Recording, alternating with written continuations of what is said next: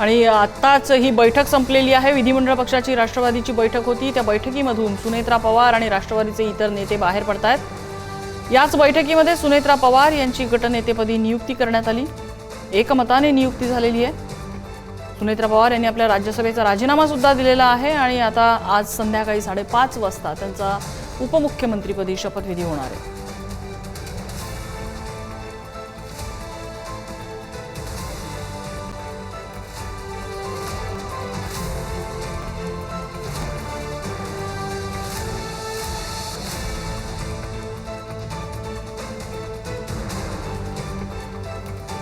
बैठकीत नेमकं काय झालं त्याबाबत राष्ट्रवादीचे कुणी नेते काही प्रतिक्रिया देतात का हे आपल्याला बघावं लागणार आहे। प्रफुल्ल पटेल आपल्याला इथे दिसतात, संजय बनसोडे आहेत, राष्ट्रवादीचे इतर नेते सुद्धा आहेत।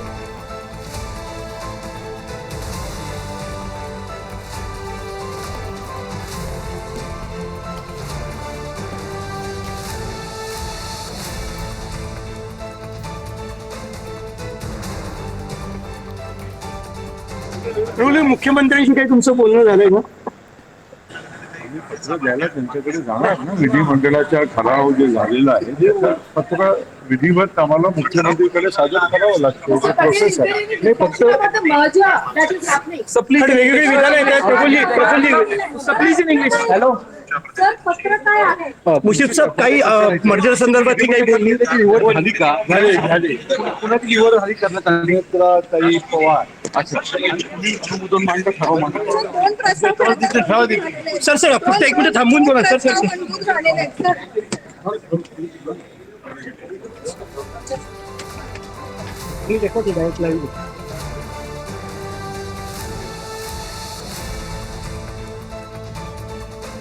तर बैठकीनंतर सुनेत्रा पवार आणि राष्ट्रवादी काँग्रेसचे इतर नेते बाहेर पडले, मात्र माध्यमांना त्यांनी अद्याप कोणतीही प्रतिक्रिया दिलेली नाही। सध्या बैठकीमध्ये सुनेत्रा पवार यांची राष्ट्रवादीचा गटनेता म्हणून नियुक्ती करण्यात आली आहे।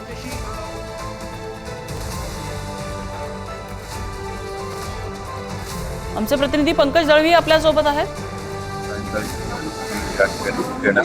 अच्छा, एकमताने ठराव मंजूर झाला काय? इथे सर्व एकमताने या ठिकाणी ठराव मंजूर झाला आणि वैयक्तिक त्या ठिकाणी गटनेतेपदी म्हणून निवड करण्यात आली। पालकमंत्री पदाबाबत काही निर्णय झाला का? पुण्याचं पालकमंत्री पद आणि बीडचं पालकमंत्री पद दोन महत्वाची याबाबत मुख्यमंत्र्यांशी चर्चा करतील। आता आमची प्राथमिकता आहे जिथे रिक्त झालेलं पद आहे त्या पदावरची वहिनीची शपथ होती। सोयजी बीड पालकमंत्री पद दोन्ही तुम्हाला पुन्हा वहिनींनाच मिळावी अशी तुम्ही मागणी आहे का तुमची मुख्यमंत्र्यांकडे? पुणे जिल्हा जिव्हाळ्याचा विषय नक्कीच जे दादांकडे खाती होती, जी पदं होती ते वहिनीकडे यावेत हे आमचे कार्यकर्ता म्हणून भावना आहे। धन्यवाद।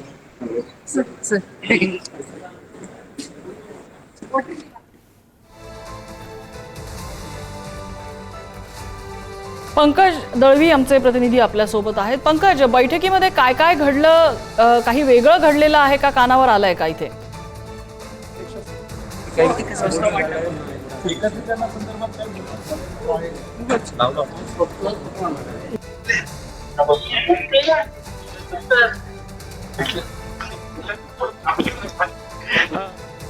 पंकज, माझा आवाज पोहोचतोय आपल्यापर्यंत? काय बोलणं झालं बैठक झाल्यानंतर नाही? बैठक झाल्यानंतर काय निर्णय घेण्यात आला?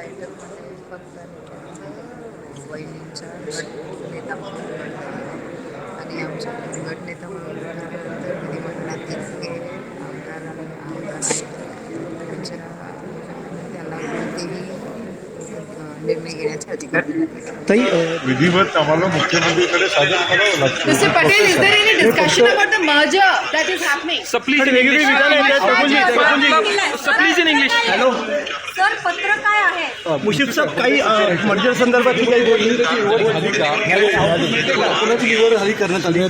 ताई पवार अच्छा अनुमोदन मांडलं ठराव मांडलं। सर फक्त एक मिनिट थांबून बोला।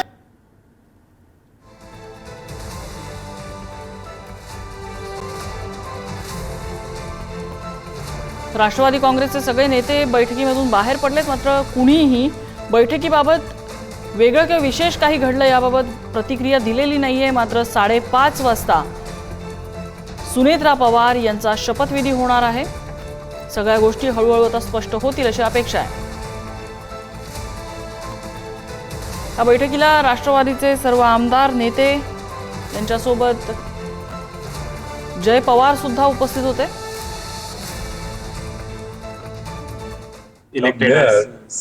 Once he gets elected to Vidhan Sabha, then that will automatically get repeated. That is the process. So that is.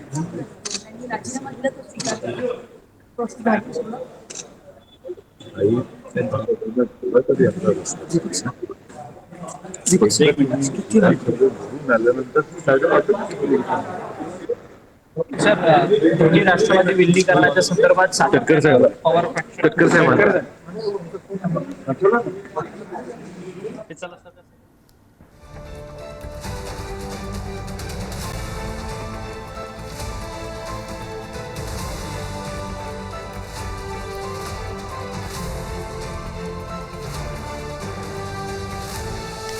तर सुनेत्रा पवार सध्या या बैठकीनंतर निघून गेलेल्या आहेत. पत्र घेऊन मी साहेब मुख्यमंत्री महोदयांना भेटायला जाणार आणि त्यांना विनंती करणार की त्यांना मुख्यमंत्रिपदाची शपथ घ्यावी. आज शपथविधी किती वाजता होणार आहे साधारणतः? मुख्यमंत्री महोदय ठरवतील, आम्ही भेटल्यानंतर ठरवू शकतील लगेच. तर सर 2 महत्वाचे विषय, पुणे जिल्ह्याचं पालकमंत्रीपद आणि बीडचं, त्या संदर्भात काही मागणी आता तुम्हाला आज एक पार्ट तर होऊ द्या. बरोबर सर. हिंदीमध्ये पण एक अरे काय चक्कर आहे.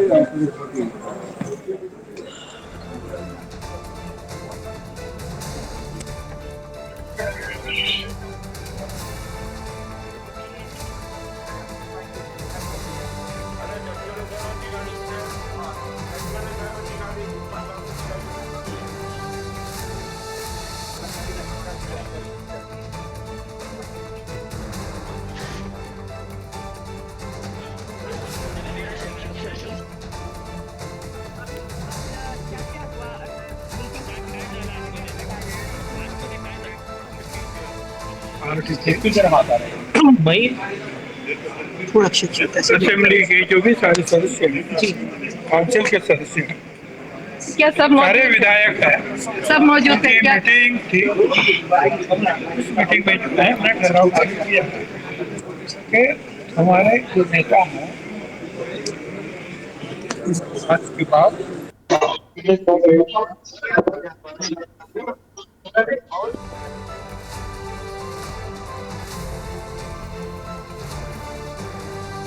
तर गटनेता निवडीसाठी असलेली राष्ट्रवादीची बैठक संपली. त्यानंतर एक एक नेते आता बाहेर यायला लागले आहेत.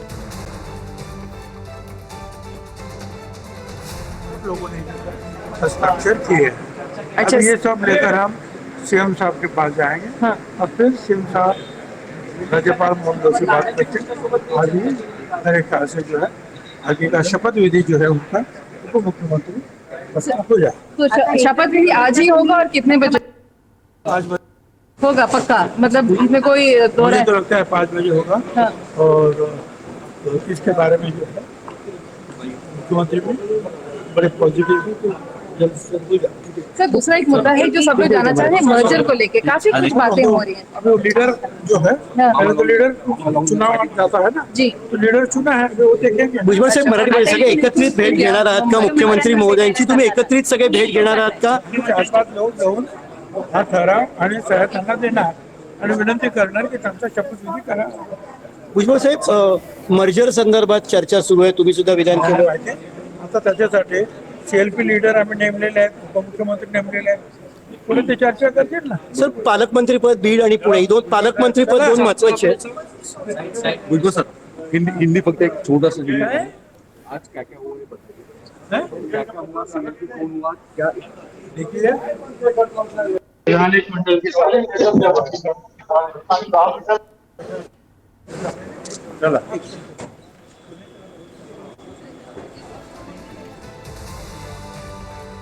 तर राष्ट्रवादीची बैठक संपलेली आहे गटनेता निवडी संदर्भातली, आणि सुनेत्रा पवार आणि राष्ट्रवादीचे इतर नेते बैठकीतून बाहेर पडलेले आहेत. संध्याकाळी 5:30 वाजता शपथविधी होणार आहे सुनेत्रा पवार यांचा. महाराष्ट्राच्या पहिल्या महिला उपमुख्यमंत्री म्हणून त्या आज शपथ घेतील.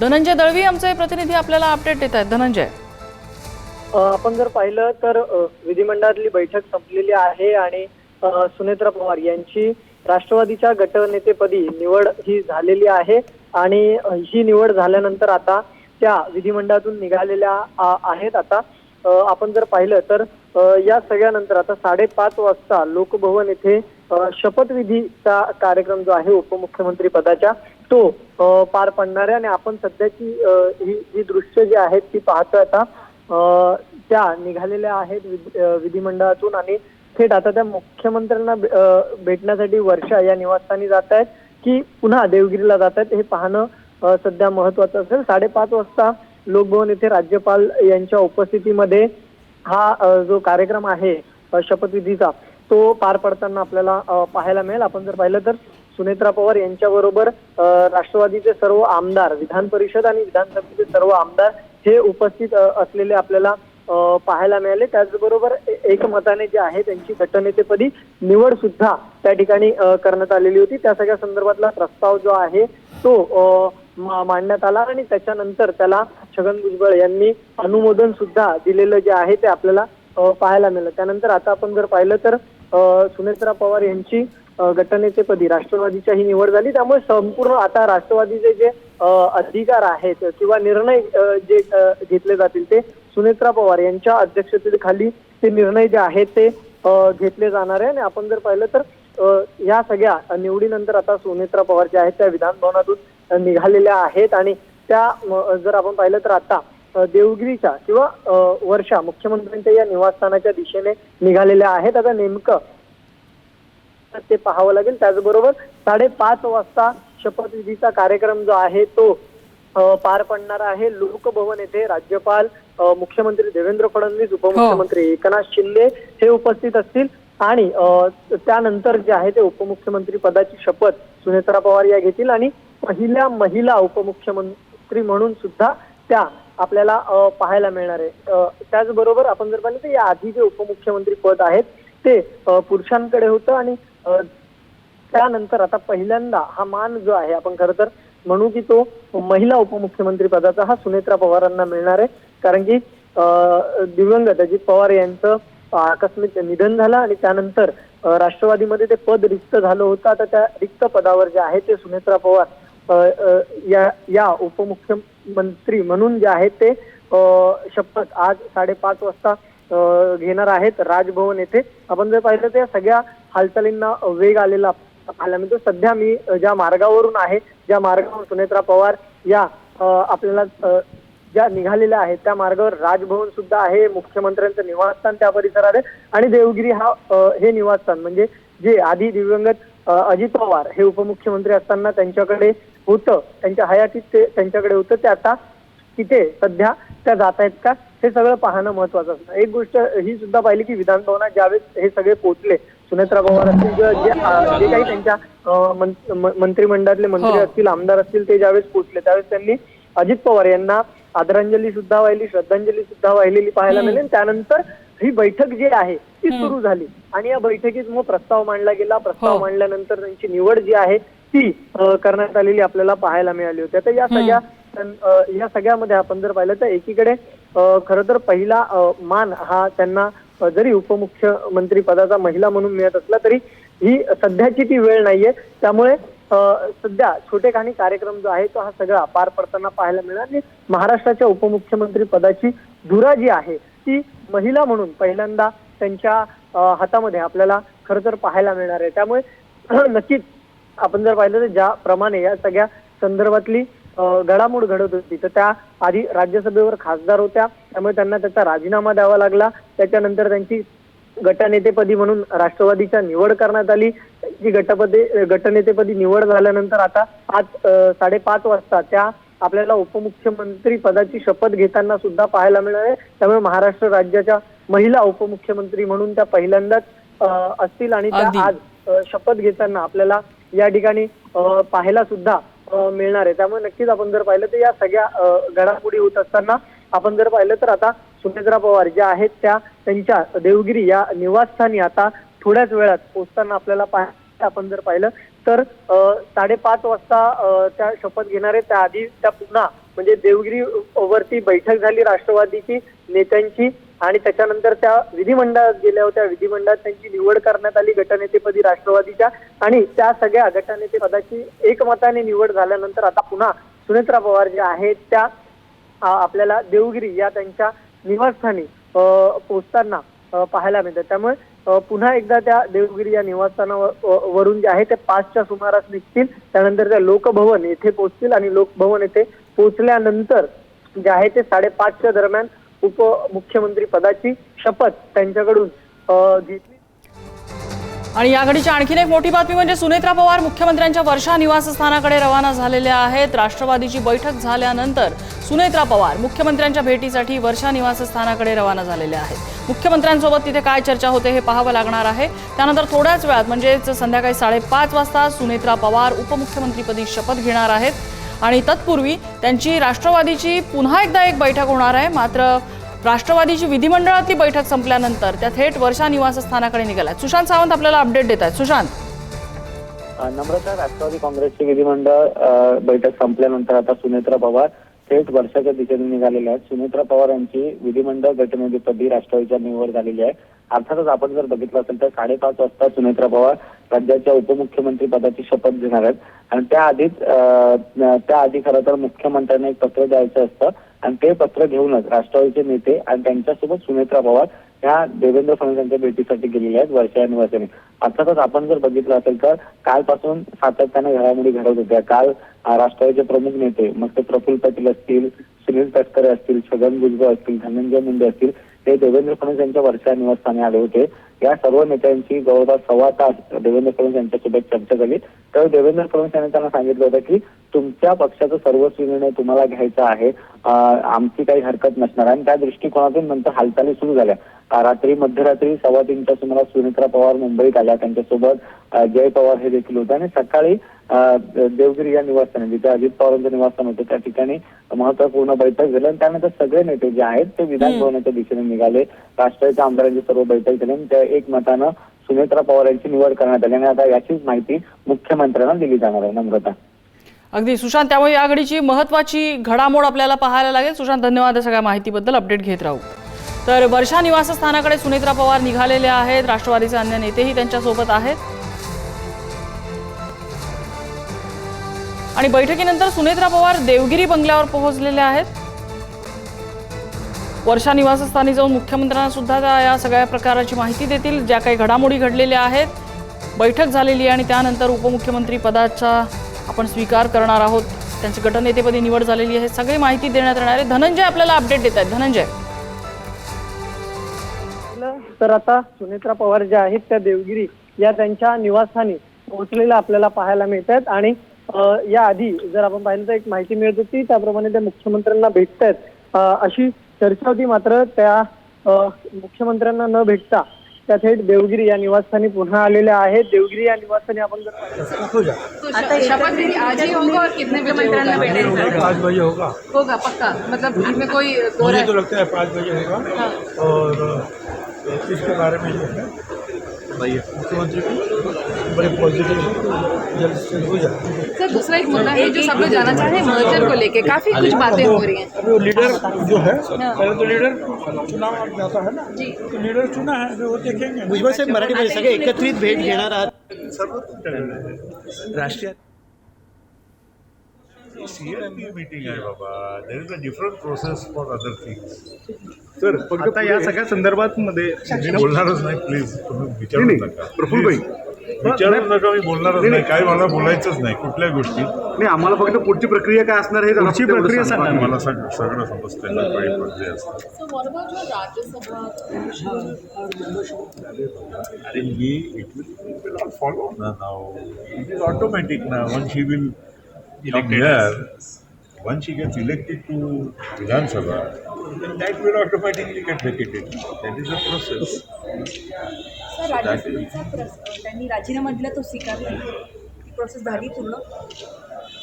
काही मला थोडा तरी अंदाज असला एकदा तुम्ही विधानसभेत निवडून आल्यानंतर जागा ऑटोमॅटिकली रिकामी होते. परंतु सर, दोन्ही राष्ट्रवादी विलिनीकरणाच्या संदर्भात सातत्यानं पवार फ्रॅक्शनकडनं बोललं होतं. चला ना मग. चला थोडं साईड दे. आले मागे बघा. कोडगे कुठे आहे?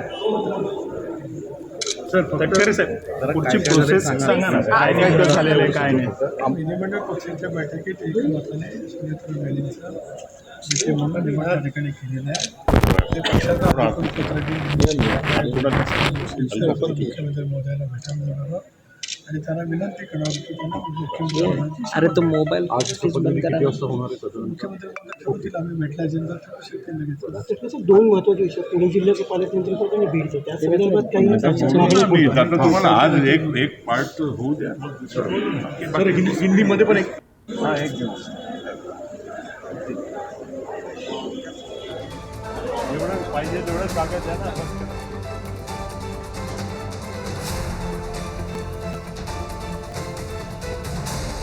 आपण धनंजयकडे पुन्हा एकदा जाऊया. धनंजय आपल्याला अपडेट देत आहेत या सगळ्याचे. राष्ट्रवादीचे नेते सुद्धा या विधिमंडळ परिसरातून निघालेले आहेत. सुनेत्रा पवार निघालेले आहेत.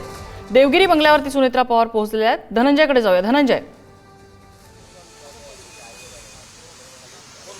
नक्कीच आपण जर पाहिलं तर थोड्या वेळात पूर्वीच राष्ट्रवादीच्या गटनेतेपदी सुनेत्रा पवार यांची निवड ही एकमताने करण्यात आली आणि त्याच्यानंतर आता सर्व आमदार नेते मंडळी जे आहे ते विधिमंडळातून निघताना आपल्याला पाहायला मिळतात. थोड्या वेळापूर्वी सुनेत्रा पवार या सुद्धा गटनेतेपदी निवड झाल्यानंतर विधिमंडळातून निघाल्या आणि पुन्हा आता त्या देवगिरी त्यांच्या या निवासस्थानी आलेल्या आहेत.